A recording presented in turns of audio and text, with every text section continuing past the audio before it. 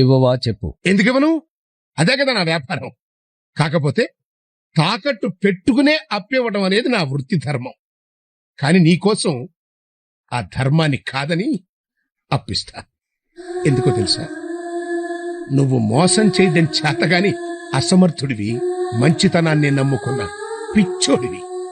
అందుకే ఇస్తా. మనిషి బతుకున్నంత వరకు ప్రాణానికి పవర్ ఇచ్చింది డబ్బే, మనిషి నిధులుగా తయారు చేసింది కూడా డబ్బే. అందుకే నాకు డబ్బంటే ఇస్తాం ఇస్తాం ఇస్తాం. కోటయ్య, ఇంక చాలు. ఎక్కడ సంతకాలు పెట్టాలో చెప్పు, నేను సంతకం పెడతాను, అప్పు తీరుస్తాను. ఇటు ఏంటయ్యా నువ్వు తీర్చేది? 3 ఏళ్ల క్రితం తీసుకున్న అప్పుకి 3 పైసలు జమలేదు కానీ 5 లక్షలు తీరుస్తాడంట. ఇచ్చానా చెప్పగా? తాకట్టు లేదే దమ్మిడి కూడా అప్పివ్వని ఈ కోటయ్య నోటు పత్రం లేకుండా నోటి మాట మీదే ఆ మహానుభావుడికి అప్పెందుకు ఇచ్చాడో తెలుసా? ఈ ప్రపంచంలో నేను ఎక్కువగా ప్రేమించే డబ్బు కన్నా ఇంకా ఎక్కువగా ప్రేమించేది ఈ మహానుభావుణ్ణే.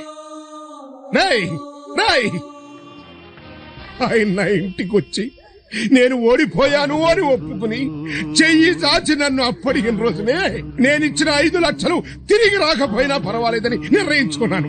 కానీ ఆయన ఓడిపోయింది మీలాంటి నీచుల చేతిలో తెలిసి ఆగలేక వచ్చాడు.